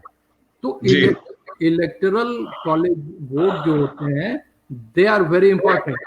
आप पॉपुलर वोट में जीत सकते हैं, लेकिन वो जो पूरा अभी टोटल 370 वगैरह कितना, हम राकेश जी को भेज देंगे, आप श्रीकांत जी और सुरजीत जी, आप लोग उनको आप बता दीजिएगा। और अभी हमारे पास लिस्ट है यहाँ सामने में देख रहा हूँ, लेकिन कितना है टोटल हमको पता नहीं है, याद नहीं है अभी। 538 टोटल 538 वोट हैं college, number of electoral vote यहाँ अभी मैं देख रहा हूँ। तो 538 में से 270 जो है चाहिए आपको जिस प्रेसिडेंट बनने के लिए। एक दर्शक का प्रश्न आया है। हाँ, प्रेम नारायण द्विवेदी जी, जो जिनको आपको अर्थ ना कर्नल साहब को बुलाए थे, वही है प्रेम नारायण द्विवेदी जी जो है, जिनको आप कर्नल बोल रहे थे। आपका प्रश्न कि ब्रजेश जी, क्या अमेरिका में भी क्षेत्रीय दलों का अस्तित्व की कोई संभावना है? मतलब जैसे आप बहुजन समाज पार्टी है, समाजवादी पार्टी है, यहाँ तो 100 पार्टियां हैं, क्या वहां भी कोई रीजनल पॉलिटिकल पार्टी है क्या अमेरिका में? कोई रीजनल पार्टी ऐसी यहाँ नहीं है, लेकिन यहाँ पर 2-3 पार्टियां ऐसी हैं, जैसे ग्रीन पार्टी है, सोशलिस्ट पार्टी भी यहाँ है। अच्छा। और सोशलिस्ट पार्टी में ज्यादा से ज्यादा 4-5 हजार लोग होंगे। ये देखिए यहाँ का बैलेट पेपर हमारे सामने है, ये है बैलेट पेपर जी। वो आपने भेजा है मेरे को, मैंने भेज दिया इन लोगों को, वो आपने मेरे को भेजा, इन लोगों को भेज चुका हूँ मैं। मेरे पास कॉपी है एक इसकी। हाँ बैलेट पेपर की कॉपी है यहाँ है मेरा नाम ब्रजेश सिंह मेयर के लिए। हाँ, वो आपने भेजा था मेरे को। तो ये यहाँ पर भी वो सब पार्टियां हैं, वो नेशन वाइड हैं, लेकिन उसमें उसकी कोई वैल्यू नहीं है द्विवेदी सर, और ये लोग कुछ कर भी नहीं पाएंगे। ये सब जो क्षेत्रीय पार्टियां होती हैं वो समाज को विभाजित करने का काम करती हैं। जब समाज आपका बिखरा रहेगा तो देश बिखर जाएगा, और देश बिखर जाएगा तो उसका अस्तित्व खत्म हो जाएगा। जी एक सवाल बीच में आपको टोक रहा हूँ, मेरे एक्चुअली 2 सवाल हैं छोटे छोटे। आपको लगा कि मैंने पिछला सवाल घुमा फिरा के पूछा, तो 2 सवाल में क्लियर कट पूछता हूँ बिना भूमिका बनाए हुए। सीधे सीधे 2 सवाल है। क्या ट्रम्प प्रशासन ने जिस तरीके से कोविड पेंडेमिक को इस तरीके से ट्रीट किया, क्या उसका खामियाजा आपको लग रहा है कि ट्रम्प को इस बार उठाना पड़ सकता है क्या ट्रीटमेंट को लेकर? और दूसरा सवाल, क्या ब्लैक लाइफ मैटर जो ये फैला और ये जो भी कुछ हुआ, क्या उसका भी डेंट जो है वो ट्रम्प को भोगना पड़ सकता है? 2 ही सवाल है, क्लियर कट पे, बिना भूमिका बनाए। हाँ, दोनों बर्निंग क्वेश्चन यहाँ के हैं। जो अपोजिशन पार्टी है, जो डेमोक्रेटिक पार्टी है, वो तो यही बोल रही है कि ट्रम्प ने ठीक से कोविड-19 को हैंडल नहीं किया, लेकिन ये ऐसा महामारी पैंडेमिक रहा जिसमें कोई कुछ कर नहीं सकता था, और ये बहुत ही बड़ा लर्निंग लेसन था पूरे विश्व के लिए कि अब से भविष्य में आने वाले ऐसी विपदाओं से बचने के लिए क्या क्या उपाय हो सकते हैं, ये किया जा सकता है। लेकिन उसके बाद भी ट्रम्प ने इतनी मेहनत किया है लोगों को बचाने के लिए कि उसी के मेहनत की वजह से ही आज कम से कम 4-5 अमेरिका की कंपनीज अपना वैक्सीन लेके खड़ी हैं, और कल रेमडेसिविर नाम की ट्रीटमेंट, एक दवा यहाँ अप्रूव हो चुकी है, FDA ने अप्रूव कर दिया है, उसकी मेहनत का नतीजा है। दूसरी बात ये है, ब्लैक लाइफ मैटर्स जो है, ये ब्लैक लाइफ मैटर्स वही लोग कर रहे हैं कि बहुजन समाज, दलित वर्ग, धीरेन्द्र सिंह के फंसा दो, आहिरा के बचा दो, ये बात। मतलब वो आप इस तरह के लोग हैं क्या? मतलब मनुष्य जाति में। अच्छा, निर्मल भैया का हाथ बार बार उठा रहे हैं। आपने स्वर्ग की बात की थी कि अमेरिका में स्वर्ग है, तो भारत में स्वर्ग राष्ट्रपति भवन है। निर्मल सिंह राष्ट्रपति भवन में वीर कुंवर सिंह का झंडा फहरा चुके हैं, तो आप स्वर्ग से अपने आप के लिए प्रश्न पूछ रहे हैं। हाँ निर्मल जी, आपका क्या प्रश्न है? पूछिए भैया। अनम्यूट कर दीजिए। पूछिए भैया जी, अनम्यूट है। बहुत बहुत धन्यवाद राकेश परमार को, ऐसा मौका दिया। मैंने पूछे आराम कुर्सिया के आराम को नहीं, हमारा बहुत लगा था। आराम कुर्सी के पीछे क्यों पड़े? बहुत बेवकूफी वाला बात करते हो। ऐसा है, राकेश परमार को आज पहली बार धन्यवाद इसलिए कि इन्होंने एक ऐसे व्यक्ति को जोड़ा, अपने के लोगों के बीच से निकला हुआ व्यक्ति जो अमेरिका में जा करके और बिजनेस व्यवसाय के अलावा वहां के राजनीतिक प्रक्रिया में भी भाग ले रहा है। तो अब इतना देर चुप रहने की आदत मेरी है नहीं, लेकिन यहाँ 2 बड़े बड़े पत्रकार दाहिने साइड में बैठे हुए राकेश प्रकाश के, तो मैं बचता हूँ जहाँ 2 बड़े बड़े पत्रकार आ जाए, और मंच पर बचता हूँ जब कोई प्रोफेसर आ जाए। प्रोफेसर आएगा तो 45 मिनट बोलेगा, इससे कम उसकी आदत है नहीं। तो हम लोग सोचते हैं कि हम लोगों को लगता है 5 मिनट बोलने का समय मिलेगा, 10 मिनट। और जब पत्रकार आ जाते हैं तो इनके प्रश्न जो होते हैं ना, बड़ी, अब देखिए वो पेंडेमिक लेकर के आए और फिर क्या क्या लेकर आए, वो ठीक है। और भाई साहब हैं, क्या नाम है इनके, नाम पढ़ना पड़ेगा, बहुत अच्छा बोल रहे हैं। हाँ, ये बहुत बड़ा नाम है। और मैं समझता हूँ कि हाँ जो बड़ी शख्सियत भी है। चुप रहोगे कि नहीं? तो नहीं, आपको गलतफहमी होगी कि मेरे साथ है तो छोटे आदमी होंगे, तो आप दूर कर लीजिए बड़े आदमी। अरे छोड़ो यार, राकेश परमार सवाल पूछने दो। राकेश परमार, आप पूरे विश्व के नजर में हैं, और आप जब बोलिए ना तो कम से कम ऐसा बोलिए कि ऐसा न लगे कि निर्मल सिंह बोल रहे हो। ये खाली मुझे ही छूट है, चाहे भाई साहब को अमेरिका से, क्योंकि उन्होंने भी जो बोला वो भी उखाड़ पखाड़ वाले आदमी है, भले अमेरिका में है वाला नहीं है, जिनवा बलिया। हाँ, तो बात वो है। अब आ जाइए, दो तीन बातें आपने कही, आपको इसलिए हम धन्यवाद देते हैं कि भाई आप चुनाव लड़ रहे हैं वहां से, और पॉलिटिकल आदमी है, और वहां के बहुत सारी चीजों को आपने बताया। समाजवाद से आपने जो शुरू किया था, पता नहीं बलिया चंद्रशेखर जी के साथ रह करके समाजवाद की परिभाषा आपने कैसे सुन लिया, और उसको आपने बहुत गलियाया। चंद्रशेखर जी आज जिंदा होते तो बड़ा कष्ट होता उनको। आगे बढ़िए। और समाजवाद की परिभाषा खाली लालू मुलायम नहीं, ठीक है, लंबा बहस हो जाएगा, क्योंकि आज जो लोग हैं ना सब लंबे लंबे बहस वाले लोग ही हैं, मैं देख रहा हूं जहां तक। तो ये सारे लोग जो है घंटों बोल सकते हैं, और मैं समझता हूं कि चंद्रशेखर जी के साथ आप काम भी किए हैं, जैसा कि आप बता रहे थे। समाजवाद के एक अच्छे धरोहर के रूप में उनको जाना जाता रहा है, लेकिन अब समाजवाद के पुरोधा के जो लोग उसे पैदा हुए, उनके बारे में अगर आपने जो कुछ कहा तो उससे समाजवाद की परिभाषा नहीं परिभाषित की जा सकती, लालू मुलायम दुनिया जहान वगैरह से नहीं की जा सकती, वो सब छोड़ दीजिए। लेकिन समाजवाद शुरू होने के साथ उन लोगों ने कुछ ऐसा काम जरूर किया जो समाज को फायदा पहुंचाया। दूसरी बात, भारत एक गरीब देश है अमेरिका के तुलना में, इसलिए अमेरिका को स्वर्ग आप जो कह रहे हैं आप गलत नहीं कह रहे हैं, लेकिन मैं समझता हूं कि वहां पर भौतिक सुविधाएं तो ज्यादा है, लेकिन हमारे यहाँ जो आध्यात्मिक गतिविधियां हैं और जो सारी गतिविधियां हैं वो किसी भी इस धरती पर किसी भी देश से जो बहुत ज्यादा समृद्ध है और गौरवशाली परंपरा रही है, आप भी जानते हैं। जहां तक बात रह गई, कांग्रेस को आपने बहुत गलियाया, भारतीय कांग्रेस को, ऐसी बात नहीं है। और आप जो कह रहे हैं कि अभी जो हो रहा है, नाम क्या रखूं मैं, अभी जो हो रहा है वो 15-20 साल बाद दिखाई पड़ेगा। आपको लगता है कि आज की तारीख में कोई इमली का पेड़ लगाएगा, 5 आम 25 महुआ 30 बरिस पर इमली के फहुआ? भाई साहब, यहाँ पर जो आम का पौधा लोग लगा रहे हैं, गुप्ता साहब, आम का पौधा जो लगा रहे हैं वो सोच रहे हैं कि 2 साल बाद ये फल देना शुरू कर दे। तो यहाँ जो भारत में जो पार्टी विकास कर रही है, जिसको आपने नरेंद्र मोदी जी को कहा कि जो का विकास करे वो 15-20 साल बाद दिखाई पड़ेगा। तो एक लॉन्ग टर्म प्लान होता है, एक शॉर्ट टर्म प्लान होता है। तो इस पर बहस नहीं करूंगा, लेकिन यही मैं कहूंगा कि जो भी प्राइम मिनिस्टर हुए इस देश में, उन लोगों ने बहुत अच्छे अच्छे काम किए हैं, और एक लॉन्ग टर्म की जो प्रक्रिया होती है वो हर देश में होती है, हर प्राइम मिनिस्टर करता है, हर पार्टी करती है, और लॉन्ग टर्म दिखाई पड़ता है।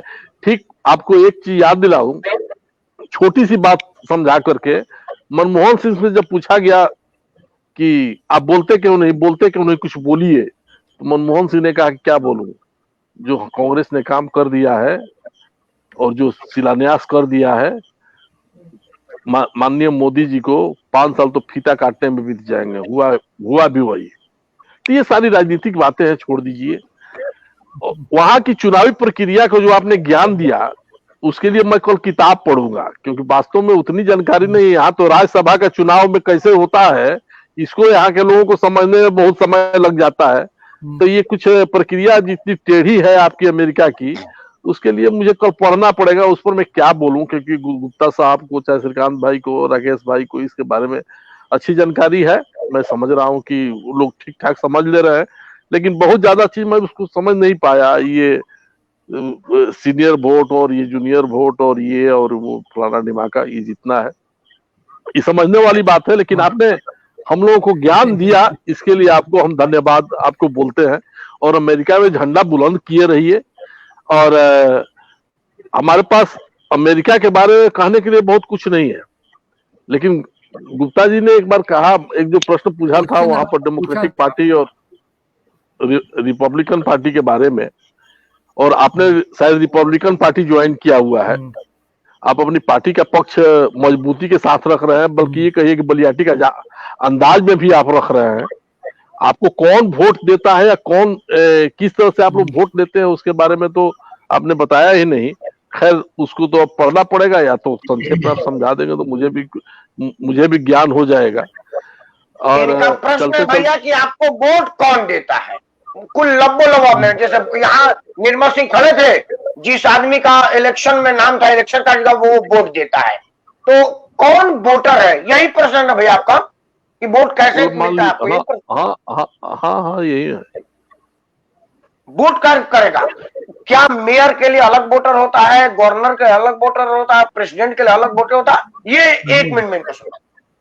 बस इसका बहुत सिंपल आंसर होता है कि जो भी यहाँ वोट देता है उसका रजिस्ट्रेशन होता है, और रजिस्ट्रेशन जब आप करवाते हैं उसी समय आप अपना पार्टी अफिलिएशन डिक्लेयर करते हैं कि आप रिपब्लिकन पार्टी के हैं या डेमोक्रेटिक पार्टी के हैं, या आप इंडिपेंडेंट है, अनअफिलिएटेड है।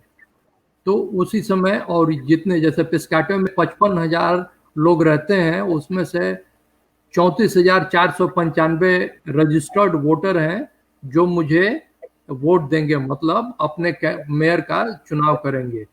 34,000 में से वोट देने का अधिकार नहीं है। 18,000 डेमोक्रेटिक पार्टी के हैं ना, जो रजिस्टर्ड है, जो नागरिक यहाँ रजिस्टर्ड है वही वोट देंगे। जो रजिस्टर्ड तो सभी नागरिक होगा ना? नहीं, एक मिनट, नागरिक तो सब होगा, रजिस्टर्ड तो सभी नागरिक होगा ना रजिस्टर्ड? नहीं, ऐसा नहीं है।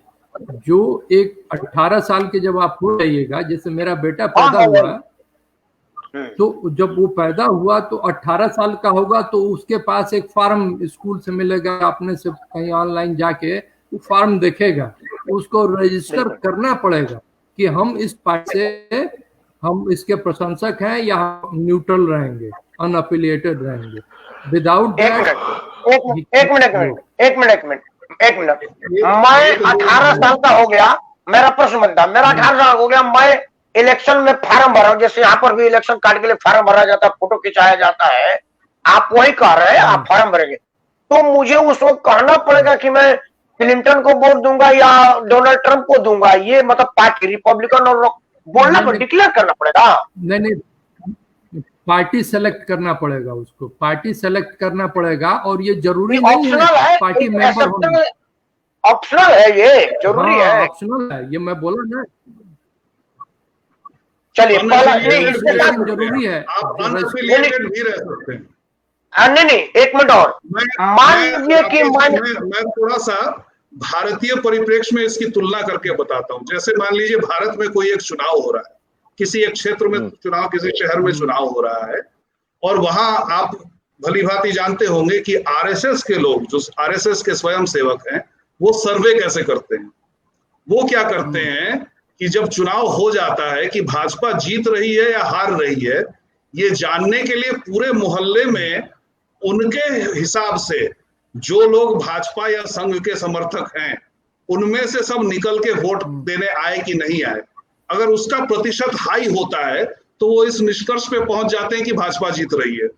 उसका परसेंटेज अगर लो होता है, जैसे वो जानते हैं कि जो उनका जैसे पन्ना प्रमुख होता है, पन्ना प्रमुख क्या करता है कि वो देखता है कि हमारे मोहल्ले में कितने लोग संघ विचारधारा के हैं और उनमें से कितने परसेंटेज वोट देने आए, उस हिसाब से वो कहते हैं कि चलो भाजपा जीतेगी या हारेगी। तो थोड़ा सा वैसा ही हिसाब है अमेरिका में कि आपने पहले से बता दिया कि आप रिपब्लिकन समर्थक हैं या डेमोक्रेट समर्थक है। एक मिनट, मेरा दूसरा प्रश्न सुनिए, मुझे अपने हिसाब से समझने दीजिए, और लोगों का भी। एसके सिंह भी एक नींद मार के आ गए, तो इनका भी प्रश्न बनता है, चूंकि समय लगा इसके भाई, आप रुकिएगा। मैं कह रहा हूं कि मैंने अपना रजिस्टर के टाइम बोला कि मैं डेमोक्रेटिक को वोट करूंगा, और मेरा रजिस्टर का मन बदल के मैं रिपब्लिकन को वोट करने गया, तो मेरा वोट एक्सेप्ट नहीं होगा? ब्रजेश जी, होगा ना? होगा। ठीक, आप हाँ, आप किसी भी पार्टी से अपने आप को रजिस्टर कर सकते हैं और कहीं भी वोट दे सकते हैं, नहीं भी दे सकते हैं, कोई मतलब नहीं है। लेकिन यहाँ एक सिविक ड्यूटी है। हाँ हाँ, सिविक ड्यूटी, वो तो पढ़े लिखे होशियार लोग है ड्यूटी। एसके सिंह जी, आपको राजनीतिक प्रश्न पूछना या राजपूताना प्रश्न पूछना या पूर्वांचली पूछना, कृपया पूछिए, क्योंकि एक नींद मार के आप आ चुका है, आप उतना देर तक जगते नहीं है। एसके सिंह जी का प्रश्न है वैसा। नहीं, बहुत अच्छा डिस्कशन चल रहा है, मैं बहुत ध्यान से सुन रहा हूँ और बहुत अच्छी इंफॉर्मेशन गेन कर रहा हूँ मैं। 13 तारीख को जो है, ये 3 नवंबर को इलेक्शन होने वाला है, ये भी मंगलवार को ही पड़ रहा है। मंगलवार का ऐसा क्या शुभ दिन है वहाँ पे, मंगलवार से क्या ताल्लुकात होते हैं? ये यहाँ शुभ अशुभ दिन नहीं, यही एक चूज किया गया है। हर साल पहले मंगलवार को, नवंबर के पहले मंगलवार को election, final general election date छुट्टी है सरकारी कार्यालयों में, प्राइवेट्स में नहीं। और सारे लोग अपने मताधिकार का प्रयोग करते हैं, अपने अपने पसंदीदा कैंडिडेट का चुनाव करते हैं। ये फाइनल है, मतलब वो टल नहीं सकता है। यहाँ का जो हम रिपोर्ट हम देख रहे हैं, जो रिपोर्टें हमें देखने को मिल रही है, इससे ये पता चल रहा है कि वहाँ के जो भारतीय हैं वो भी जो है दोनों ही पार्टियों में बटे हुए हैं। कितने कितने % बटे हुए हैं? पूरे का पूरे तो रिपब्लिकन पार्टी को नहीं जा रहा है। मैंने बहुत ज्यादा बड़ा गैप है डेमोक्रेटिक पार्टी में और रिपब्लिक पार्टी के। जो इंडियन इमिग्रेंट्स हैं उसमें 100 में से डेमोक्रेटिक हैं, 80 डेमोक्रेटिक होंगे और 20 रिपब्लिकन होंगे, ये अंतर था। लेकिन इस साल मोदी जी के ट्रंप के समर्थन में आने की वजह से यही मेरा प्रश्न है। मेरा यही प्रश्न था कि हाउडी मोदी में आपकी बात ट्रंप सरकार मोदी ने बोला, उसका कितना फर्क पड़ा? उसका वही पूरा परसेंटेज उल्टा हो गया है। अच्छा, उल्टा जो 20 का। राकेश, मोदी जी को बोल दीजिए कि किसी के पक्ष में ना बोला करे, बेचारे की लुटिया डुबोएंगे ट्रंप की। अच्छा ब्रजेश जी, एक प्रश्न एक मैं पूछ लेता हूँ। अच्छा पूछ लीजिए, आप पूछ लीजिए। मेरा एक प्रश्न है कि नरेंद्र मोदी जब वहां पर गए, नरेंद्र मोदी जी यहाँ पर जब बयान दे रहे थे, जब बराक ओबामा आए थे तो बोले थे कि बराक, हालांकि अमेरिकी प्रेसिडेंट को मिस्टर प्रेसिडेंट कहा जाता है, nobody right to say Barack, the casual language I think. उस स्टाफ में बराक कहते थे तो वो अपनी नजदीकी दिखाना चाहते थे। वो अलग में बात में पता चला कि वो बेवकूफी दिखा गए, वो छोड़ दीजिए, वो अपना नजदीकी नहीं दिखाए। वो प्राइम मिनिस्टर का ओहदा का मतलब ये नहीं होता है। बराक ये कोई तरीका होता है? वो छोड़िए, वो सब निर्मल जी प्लीज। मैं ये कह रहा हूं कि बाद में पता चला कि वो उस सीट को बराक कह रहे थे, नॉट बराक ओबामा को। अमेरिकी समुदाय जो भारत के लोग हैं और अमेरिकी, दो लोग, आपसे तो अमेरिकी से भी बात होती होगी, भारतीयों से भी बात होती होगी, कैसा फील होता है जब एक भारत का राष्ट्र प्रधानमंत्री, highest civil authority of the India, वो ये कहता है कि अब की बार ट्रंप सरकार? कैसा लगता है? मुझे तो बड़ा बुरा लगता था, क्योंकि हम कब से विदेश के लोगों का प्रचार करने लगे। वहां तो पढ़े लिखे लोग हैं, यहाँ तो मतलब ये गलत है। एक मिनट में, तो अमेरिका में चुनाव आप लड़ रहे कि लड़ रहे हैं? तो अमेरिका में आप रह रहे हैं, तो अमेरिका में जो रह रहे हैं उनसे ये अमेरिका और इंडिया और बलियां दूर नहीं है आज के इस युग में। क्या गुप्ता जी, आप हमारी बात से सहमत हैं कि नहीं? चले गए गुप्ता जी आपका बात सुनकर, इनको बोले। गुप्ता जी को बोलने दीजिए, गुप्ता जी को बोलने दीजिए, गुप्ता जी का सुनना बहुत जरूरी है। निर्मल भैया, ये कैजुअल जा रहा है, प्लीज इसको सीरियस हो। हाँ बोले। मैं ये नीतिगत सवाल है तो फिर उचित नहीं था, लेकिन ब्रजेश जी को उत्तर देने देते हैं। हाँ, ये नीतिगत सवाल है या राष्ट्रीय सवाल है। मैं ये बताना चाहता हूँ यहाँ पर कि ये बहुत ही गर्व की बात थी हम भारतीयों के लिए कि हमारा प्रधानमंत्री आकर, ऐसा प्रधानमंत्री भारत का है जिसको दुनिया की महाशक्ति, मतलब ट्रंप से बड़ा गुंडा दुनिया में कोई है नहीं, अध्यक्ष ताकतवर, वो जो है उनकी रैली में आकर उनसे ऑलमोस्ट हेल्प मांग ही रहा था। तो वो उससे, क्योंकि यहाँ पे जितने इंडियंस हैं वो हम लोग यहाँ पे टॉप 2% इनकम ग्रेड में आते हैं। हम लोग यहाँ की कई कई सिटीज की इकोनॉमी को रन करते हैं। It's not easy, it's a big deal. तो ये बड़े गर्व की बात है। अभी मोदी के प्रधानमंत्री बनने से पहले इंडिया को सब बोलते थे पॉलिसी पैरालिसिस, साला बहुत ही वहां पे सब चोरकट होते हैं, एयरपोर्ट पर उतरो तभी से खून चूसना शुरू कर देते हैं ये सब। और आज के डेट में वो हम लोगों को ऐसे अभी देखते हैं सब इज्जत के साथ, पहले ऐसे देखते थे सब। ये डिफरेंस हुआ है। मोदी जी, निर्मल भैया भाग गए तो वो अभी सुन ले रहा था, ये अंतर वो सुना तरह भाग के सुना तरह हटल नहीं खान। हाँ दादा बोलिए, सुजीत दादाजी बोलिए। ब्रजेश जी, मेरे दो प्रश्न है। पहला प्रश्न जो है वो राजनीतिक भी है और अर्थनैतिक भी है, और दूसरा प्रश्न जो है वो सांप्रदायिक है। खैर, पहला प्रश्न मैं करता हूं, आप सभी बलिया से हैं तो इसलिए चंद्रशेखर जी के प्रति आदर होना, उनके लिए गर्व का अनुभव करना, ये आपके लिए स्वाभाविक है। लेकिन जहां तक जो लोग अखबारों को नियमित पढ़ते हैं, न्यूज रेगुलर सुनते हैं, हमने ये सुना, हमें जितना याद है, जब नरसिंह राव की सरकार आई और पहले ही दिन शायद उन्होंने राष्ट्र के नाम संदेश दिया था दूरदर्शन पे, और उन्होंने जो कहा था उसको इकोनॉमिक भाषा में बैलेंस ऑफ पेमेंट क्राइसिस कहते हैं। जबकि भारत के पास केवल 3 हफ्ते के इंपोर्ट करने लायक पैसा बच गया था। भारत कंगाल अवस्था में आ गया था चंद्रशेखर जी के जाने के बाद, और इसलिए उनको इकोनॉमी खोलनी पड़ी, और इकोनॉमी खोलनी पड़ी। उसके बाद धीरे धीरे धीरे धीरे एक तरह से तो आप कह सकते हैं कि आज का जो भारत का मध्यम वर्ग है वो था ही नहीं। मतलब हमारे पिताजी तो सरकारी नौकरी करते थे और हम लोग विंडो शॉपिंग करते थे। मतलब बाजार जाते थे, कुछ दुकान में कुछ पसंद आता था, हम पिताजी से कहते थे कि खरीद दीजिएगा, तो कहते थे ठीक है अगले महीने सोचेंगे। या हमें नाम के वास्ते हम मध्यम वर्ग थे, असल में थे गरीब। तो ये जो पूरा का पूरा तबका बना है लाखों करोड़ों की संख्या में, ये मध्यम वर्ग उस समय था नहीं चंद्रशेखर जी के समय। लेकिन मेरा मूल प्रश्न ये नहीं है। अब वहां से आते आते अब देखिए 25 शायद 27-28 साल पुरानी बात हो गई है। अब क्या हुआ है कि भारत की कुछ कंपनियां काफी बड़ी हो गई हैं, भारत के कई लोग धनी हो गए हैं पिछले 30 साल में। लेकिन ये जब हम उनसे पैसा मांगने गए थे, चाहे IMF से हो चाहे वर्ल्ड बैंक से हो, तो उन लोगों ने हमें कुछ पाठ पढ़ाए थे। उन्होंने हमें कहा था कि आपको इन शर्तों पे पैसा हम कर्जा में देंगे, और वो जो है कि आप अपना मार्केट खोल दीजिए, ठीक है। हाँ, और हमें बताया गया कि लिबरलाइजेशन कितना अच्छा होता है, ग्लोबलाइजेशन कितना अच्छा होता है, और हमने उनकी बात मान ली। अब जब उनकी बारी आई, हम में से हमारे कई भारतीय कंपनी अमेरिकी कंपनी से भी बड़ी हो गई, तब अमेरिका प्रोटेक्शनिस्ट हो गया।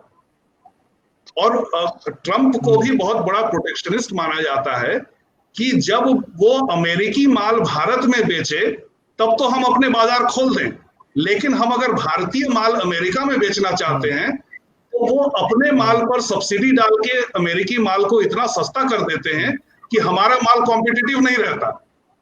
तो ये ट्रंप पे एक बहुत बड़ा आरोप है कि जिन देशों ने जिन संस्थाओं ने हमें समझाया कि लिबरलाइजेशन कितना महान है, जब उनकी बारी आई लिबरलाइज होने की तो वो प्रोटेक्शनिस्ट हो गए। जी, ये मेरा प्रश्न। तो प्रश्न क्या है? आपने तो बताया कि आप ये कहना चाहते हैं कि जब मार्केट लिबरलाइज है, और ट्रंप जी पर यह आरोप है कि वो प्रोटेक्शनिस्ट है। वो दूसरे देशों को चाहते हैं कि लिबरल मार्केट हो, लेकिन अपने देश में वो लिबरल मार्केट नहीं देते हैं।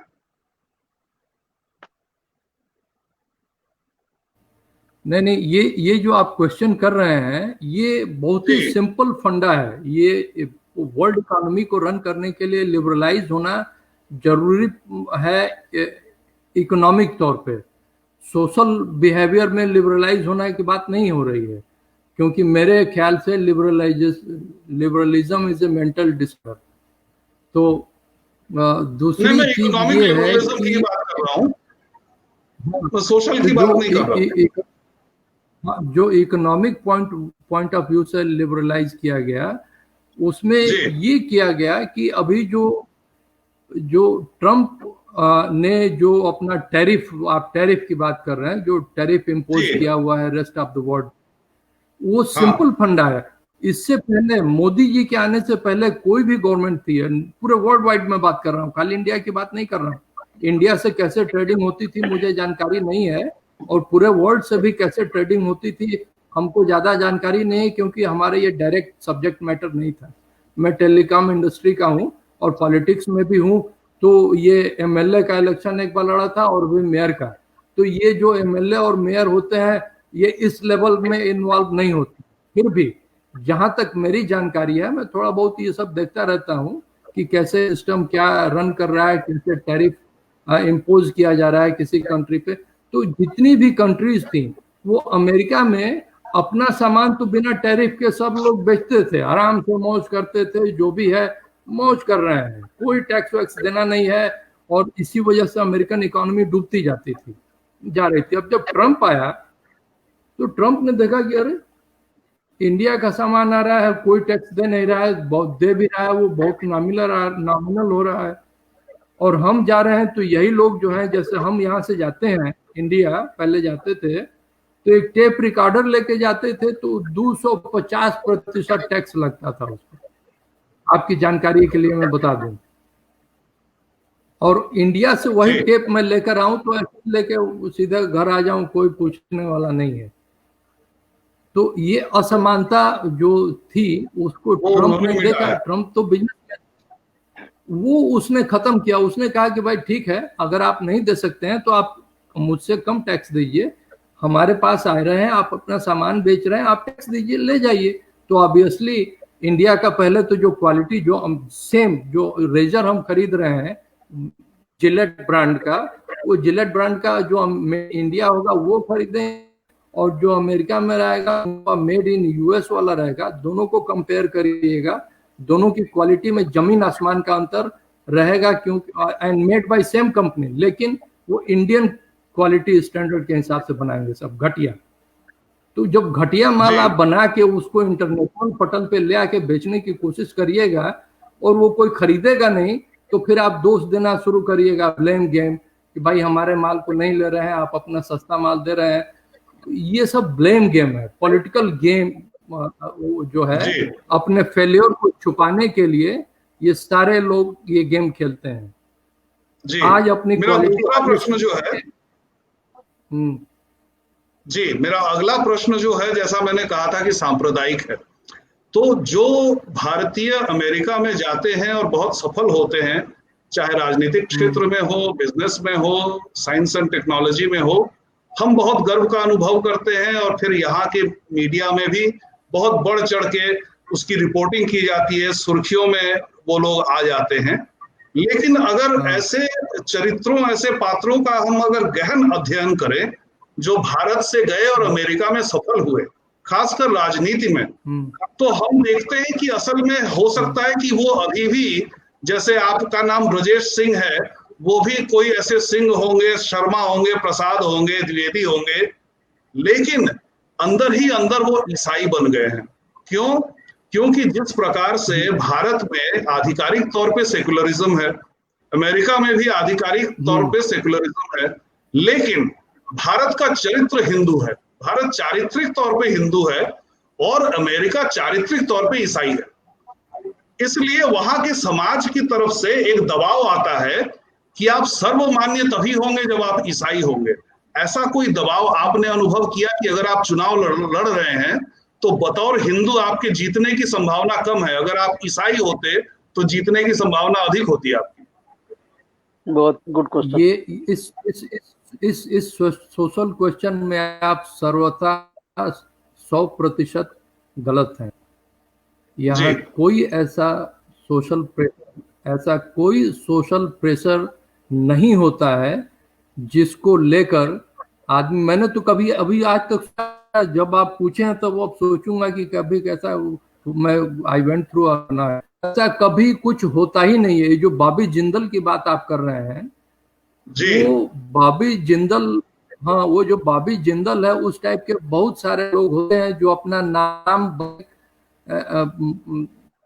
नहीं बदलते हैं और क्रिश्चियन हो जाते हैं, चर्चेज में जाते हैं, वो सब मौके का फायदा उठाना जानते हैं। ये उसी में से एक है। नहीं, भारत में एक मिनट, मैं एक जवाब दे दूं सुरजीत दास गुप्ता जी को। रमेश भंडारी अमेरिका में नहीं थे, वो रोमेश भंडारी हो गए। जो उत्तर प्रदेश के गवर्नर थे, उनका नाम रमेश भंडारी था, वो रोमेश हो गए, ROMES भंडारी हो गए। तो वो कौन से अमेरिका में चुनाव लड़ रहे थे? तो पलटीबाज हर जगह हो सकता है, वो अमेरिका और भारत में नहीं हो सकता, अगर मैंने सही समझा तो। अब सवा घंटा से अब सवा घंटा वही मैं कह रहा हूँ। सुरजीत दादा, आपका कोई क्वेश्चन है? नहीं। एसके सिंह जी, आप कुछ चाहेंगे? उन्होंने बहुत बढ़िया समझाया, जितने भी प्रश्न किए गए बहुत इत्मीनान से समझाया। एसके सिंह जी, आप कुछ पूछना चाहेंगे? राजपूत एसोसिएशन राजपूत, हाँ एक मिनट। एसके भाई, क्या आप राजपूत एकता मिशन की तरफ से कोई प्रश्न पूछते हैं कि वहां राजपूत इस संगठन, चूंकि आप राणा से जुड़े हैं, कोई और संगठन काम करता है जिसमें बर्जेस जी इन्वॉल्व हो, इस आपका प्रश्न है क्या इस तरह का कोई? नहीं, इस तरह के प्रश्न अभी नहीं पूछूंगा मैं इनसे, अलग से फोन करूंगा इनको। मैं बर्जेस जी को अच्छी तरह से जानता हूं मैं, लेकिन इनसे फिर बातचीत नहीं हो पाई है। मेरा मैसेज इनके पास जा रहा है लेकिन पहुंच नहीं रहा है। मैं ये जानना चाह रहा था कि 3 तारीख को इलेक्शन है, इसका रिजल्ट कब आ रहा है? यूजुअली 3 तारीख को ही आ जाता है, लेकिन इस साल बहुत सारे जो डेमोक्रेटिक गवर्नर जहाँ हैं, जो डेमोक्रेटिक स्टेट में जो गवर्नर्स हैं, उन सबों ने इलेक्ट्रॉनिक वोटिंग इस साल बंद कर दिया है। तो ज्यादातर जो है ऑलमोस्ट 100% बैलेट पेपर जो अभी मैं दिखाया था उससे लोग वोटिंग करेंगे, मेल इन बैलेट, तो उसकी काउंटिंग होगी। तो ये थोड़ा टाइम लगेगा और ये करप्शन वाला है, इसमें बहुत भ्रष्टाचार होने वाला है। वो सब ट्रम्प को मतलब राजनीतिक भ्रष्टाचार अमेरिका में भी है, मतलब राजनीति है तो भ्रष्टाचार है अमेरिका हो या भारत, ये मैं मानूं। हाँ, ये एकदम मान के चलिए। तब तो अगला इलेक्शन में जो है इंडिया में भी लोग यही कहेंगे कि बैलेट पेपर वाले इलेक्शन होना चाहिए। तो मानते नहीं, अखिलेशवा ना मांगला, अखिलेशवा तो वही बात नहीं, वो तो देखा देखी हो जाता है ना, वो तो देखा देखी होता है। अमेरिका में हो रहा है, इंडिया में क्यों नहीं होगा? बर्जेस जी, इनका कोई प्रश्न नहीं है। अब एक फाइनल जवाब, अगर आप भारत में होते और वो सारी सुविधा जो अमेरिका में आपको मिल रही होती, आरक्षण जो आपको जाना पड़ा, तो अभी भी आपके मन में भारतीय है, आप दुआ करते हैं कि भारत में भी उसी तरह का सिचुएशन हो जाए जैसा अमेरिका स्वर्ग है तो हम वापस भारत आए, या भारत ऐसा हो कि मुझे अमेरिका जाना ही नहीं पड़े अपना वतन छोड़ करके? इस विषय पर फाइनल कमेंट, उसके बाद में वीडियो में। ये हम लोगों का ये सतत प्रयास है। हम जितने भारतीय यहाँ हैं उसमें से 80% से ज्यादा लोग यही सोचते हैं कि हम भारत वापस जाएंगे और भारत को अपने अमेरिका से भी अच्छा बनाएंगे। इसी सपने में हम लोग जीते हैं और इसको साकार करने के लिए हर संभव प्रयास किया जाता है। हर संभव प्रयास, बहुत लोग फाइनेंशियली नहीं हेल्प कर सकते हैं, हम लोग ज्ञान बांटिए, अपने समाज को बताइए जो डिफरेंसेस हैं अपने समाज को। अब तेजस्विया के चीफ मिनिस्टर बना दो तो क्या हुई? साला तो में फेल। कोई बात नहीं। एक प्रश्न और, क्या आप अमेरिका में रहते हुए भारत को किसी रूप में मदद करेंगे? कंसल्टेंट के रूप में, सलाहकार रूप में, पैसे के रूप में, आर्थिक मदद के रूप में, आर्थिक सलाह के रूप में, नौकरी व्यवसाय, किस तरह की मदद देना चाहेंगे आप भारतीयों को, भारतीय होने के नाते? एनी टाइम मदद की जो दरकार होगी उसके अनुसार अपन सौहर देख के एकदम तैयार। चलिए, आप थे श्री बर्जेस जी। सबसे बड़ा खुशी की बात यह है कि इनको अंग्रेजी जरूर आती होगी क्योंकि अमेरिका में रहते हैं, लेकिन यही बड़प्पन है कि इन्होंने भोजपुरी नहीं छोड़ा। दिल्ली में हम देखते हैं कि जिस आदमी को बढ़िया से हिंदी नहीं बोलने आता है वो बोलता है कि I can speech English, you are not बुझेंगे, आई कैन स्पीच इंग्लिश, और हम हमेशा बोलेंगे इंग्लिश एंड यू आर लोग नॉट बुझेंगे इंग्लिश। तो इस तरह की अंग्रेजी सुन के कान पक गई है। बिहार में एक लड़की अभी अभी अंग्रेजी में बोल रही थी, उसका वीडियो वायरल हो गया है। बर्जेस जी की शालीनता देखिए कि भोजपुरी में बोल रहे हैं, ये हमारे लिए बहुत गौरव की बात है। आप एक बात कुछ कहना चाहते थे बर्जेस जी? हाँ, बस क्विकली हम ये बताना चाहते हैं कि अभी मैंने कहा कि मेरे ससुराल में सब आर्मी वाले थे। मेरी वाइफ भी आईटी का, लखनऊ का नाम आप लोगों ने सुना होगा। बिल्कुल बिल्कुल बिल्कुल लखनऊ वहीं की ग्रेजुएट है और CDRI से PhD की हुई है और गाजीपुर की है, और वो भी भोजपुरी ही बोलती है और अंग्रेजी जब लिखती है तो यहाँ का अमेरिकन वकील पूछता है कि किस वकील ने लिखा है। बहुत सुंदर। तो एक दिन उनका भी साक्षात्कार हो, उनसे भी बात हो, मेरा उनको प्रणाम बोलिएगा। हाँ, मैं उनको प्रणाम बोलूं। जी प्रणाम। कहाँ हुआ प्रणाम भाई, क्या हाल बा? बलिया घर है जी। आशीर्वाद जी, प्रणाम। हमरो प्रणाम स्वीकार करें। इनका रारा जिला घर है। और सुरजीत दादा हिंदी में बोलेंगे, उनका बंगाल में है। हमारे सुरजीत दासगुप्ता साहब बंगाली हैं। दादा की खबर?